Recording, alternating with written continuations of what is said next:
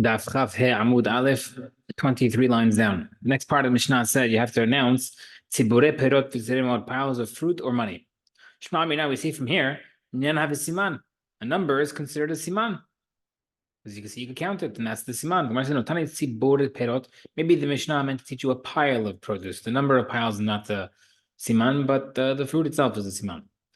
So the one says, okay, Makom have a siman. Okay, then maybe the location is the siman. Proof that Makom is a siman. Right? We keep on having this back and forth as to what is the good siman. The Mishnah said, the Gemara says, no, Tani, maybe the Mishnah also taught tzibure piles. There's no proof either way whether or not the place or the number is the siman. Next, 3 coins on top of each other. It's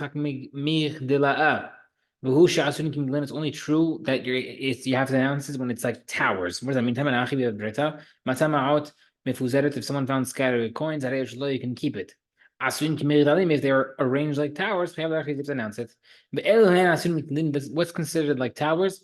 3 coins, one on top of another, stacked appropriately according to size.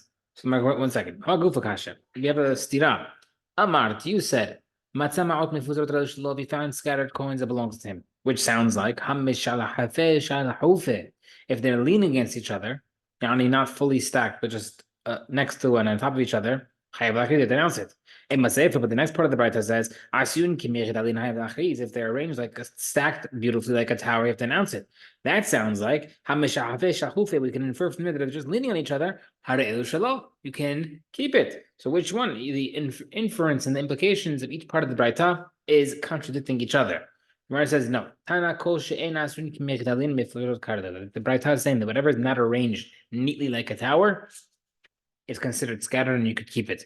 Amar Rabbi Hanina, lo shanu elo shalosh melachim. The only time you can keep it is when that announces when three different kings. Aval shlamel but if it's a single king, all 3 coins, the same size, you can keep it. Gemara says, hey Chidoni, what's the case? If it's a neat tower, I feel even if it's a single king, you have to announce it because it's a single tower. You can announce. The guy could give a siman. I stacked my coins. The if it's not stacked like a tower, I feel then 3 kings should not be announced. They should be able to keep it because it's like scattered. We can explain this. The only time you have to announce is when one king that are similar to 3 kings. What does that mean? It ranges like a tower. The widest coin at the bottom, the medium coin in the middle, and the small coin on top. Right? So if you have a quarter, nickel, dime, think about that one. That is a clear-cut tower. But that's obviously that the guy placed them like that. But if it's one king, they who were all of equal size, even if they're lying on top of each other, how to can keep it. It happened to be, but that's how they landed and rolled on top of each other. Says no. Even if the same king coin on top of each other, you also have to announce it. What are you announcing? Minyan, the number of coins you found. My area taught us, so then why is it 3? Even 2 you should have to announce. He announced that he found coins, and the guy has to tell him how many coins it was. But I have a question. What if the coins are arranged in a circle, like looking like a bracelet? What if a line? What if it's like 3, like a triangle? What if it's like arranged like a ladder? We have an answer from this Braita. If you're able to insert a sliver of wood, a thin slice underneath them, you can pick them all in one shot. Since like any of these situations where you're able to pick it up easily with a sliver, like a piece of wood, that is a good siman. That's an arrangement. Here's a question. Bet kulis. What if it's arranged like bet kulis? Kulis is a because doing Mishnah Yomi, it's actually coming up right now. Someone is Aved Avodah Zarah to a Avodah Zarah that it's stones. It's one stone parallel to each other, next to each other, and one stone on top, bridging the middle. So what if they arrange like that? Tashma, Tanya Brita says, if you can't scattered coins, you can keep it. Bet kulis, if they're arranged like the stones of kulis, Chayva is announced. What is that kulis? One on each side, one on top of both. You have to announce it. So number nine, Bryce says, someone finds a Salah coin in the market. His friend found him and said, hey, listen, Shalihi, it's mine. And they gave him Simanim. Khadashahi, it's new, Nironinhi, it's a Nironin coin. Shamechonihi, it's a certain coin. Lo Amar Klum, it's not the guy can keep it. Additionally, even if the guy's name is on it. Lo Markum doesn't count. Lafisha and Siman Label is interesting as a siman for a coin. Why? The Amar, because the guy who found it can tell him, maybe you just spent it in the market. From the guy you bought, you spent it for, right? You bought the Samim for Shabbat.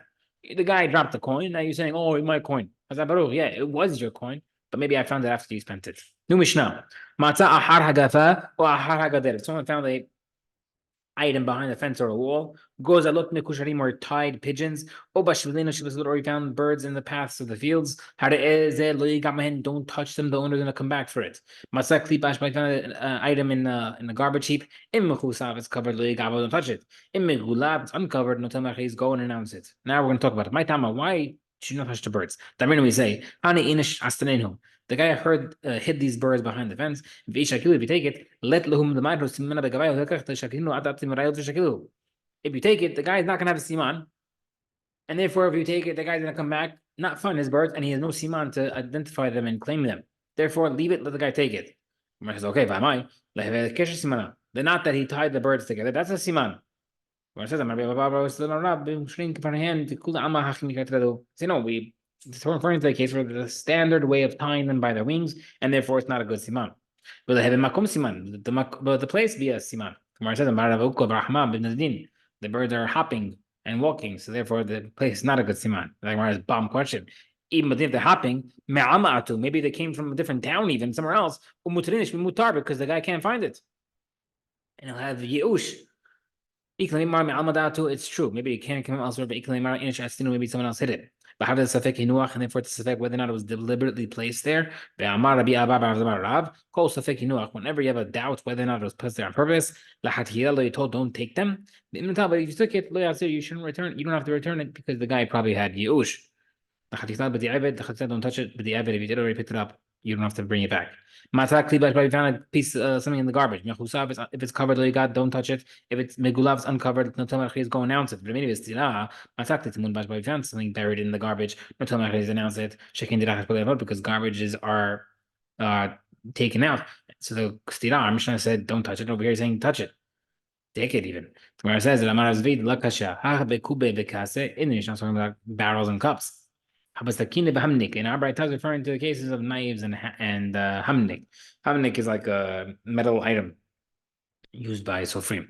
The big items like barrels and cups, God don't touch because the guy put it there on purpose. They're not lost. But knives and small utensils, announce it because maybe they were accidentally thrown out with the garbage. Papa says, both cases are barrels and cups. But in the case where it's going to get cleared out and therefore it's considered lost, take it. But if over here, someone is not cleared out, don't take it because the guy's going to come back for it. If it's a garbage heap that's going to get cleared out, then that's not something that's lost. The guy put it there on purpose. He doesn't care about it. He's throwing it out. Why should you have to announce it? It's a garbage that doesn't usually get cleaned out. The garbage comes every once in a month, but it happens to be the guy's coming twice in a month, and therefore you should take it and announce it. But makes that's what the Braita says. That's why it's natural for the garbage to be cleared. What does it mean that it's the nature? He says small utensils that were thrown out by accident, and therefore should be returned even if it's never cleared. Doesn't make a difference when it gets cleared out. Where it says, no, that garbage heap, they clear out the small things very frequently. The big things take a long time. Okay, new Mishnah. Matzah pagal, you found an item in a pile of stones, ubekotel yashan, or an old wall, how do you keep it? Matzah bekotel hadash, you found them in a new well, if you found them in the middle of the wall outward toward public property, shalom belongs to the finder. From the middle of the wall inward, it belongs to the owner of the house. If the house is rented out to people, even if it's inside the house, belongs to the guy who finds it. Then our Braita says, why can you keep stuff in an old wall or in a pile of stones? Because the guy, because the finder can tell the owner or whoever of the wall, Shalom Emorayim hen. This belongs to the Emori. This is like ancient artifacts that I found it in. Therefore, it doesn't belong to anybody. It belongs to the Goyim. Therefore, I'm going to keep it.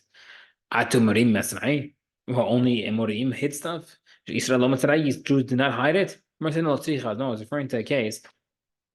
Where it's extremely rusty, and therefore we can assume it was from ancient times. Bakod Hadashi found something in a new wall. If it was middle outward, belongs to the find. If it was middle and inward, it belongs to the owner. The knife, you found a knife in the wall, Batar Kata, it goes according to the handle. If the handle's middle out, it goes to the guy. Find there. Middle, the handle's inward, it belongs to the house. The ownership of the purse follows the straps. Same thing. So the Gemara says, if it's outward, it goes to the finder. Inward, it goes to the owner. Let's just check where it is. Check where the handle is, inward or outward. Check where the strings are, inward or outward. Right? Says no. Our Mishnah is different. Our Mishnah is talking about finding like a piece of wool or a bar of silver. There's no strings or handles, and therefore you have to check where the item is. Tana, Barta says, if the wall was filled with lost objects, you could split between. You have to split it with the owner of the house and the finder. Pshita, obvious. No, necessary. Why? The mashpa behad yisad, the wall is leaning towards one side, and therefore the hole is slanted, and therefore madim, you might think it's spilled that way, and therefore you should say whoever is that side of that wall is leaning outward, it belongs to the and therefore the finder, and inward belongs to the house, and therefore it belongs to the leaning towards the house, therefore it belongs to the house because it's slanted inward. Kamashman, therefore it says no, still split it evenly. Next part, if it's renting it out, it belongs. Even if it belongs to the finder. Why can the finder keep it if it was rented out? Let the bazar batra go according to the last person who rented it. Milo Tanami of Mishnah says coins that are found in front of animal dealers in Yerushalayim. La'olam ma'aser, you can always assume that they belong to ma'aser sheni. People who were bringing their money to redeem in Eretz Israel in Yerushalayim. Baharabayit, you found in Harabayit, Chulin, you can assume they are non-kadosh coins. Ubishlam, you found them in Yerushalayim. During the year, they are non-kadosh coins. Ubishat Regel, during the Shlosh Regalim, Hakol Maaser, it belongs to Maaser. So, Reb Shmaya Bar Zeira, my time, what's the reason that you find coins in Yerushalayim, you assume they're Maaser Sheni?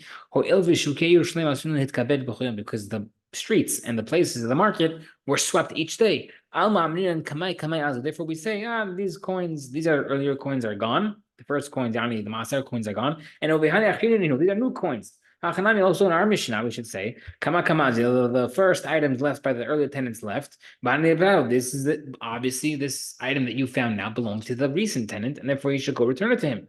Why should you be able to keep it? Referring to a case where you had 3 Jews there at once, and therefore you don't know who, the dorm, for example. That's the case. That means you keep it, even if it's majority of Jews. Proof according to Bishum Lazar. The Gemara says, okay, 1 second. No, it was a dorm for 3 goyim, and therefore you have no reason to believe that it belonged to a Jew, and therefore you can keep it, and you don't have to think that maybe it belonged to a Jew who was renting it before the goyim. Okay, what's up here?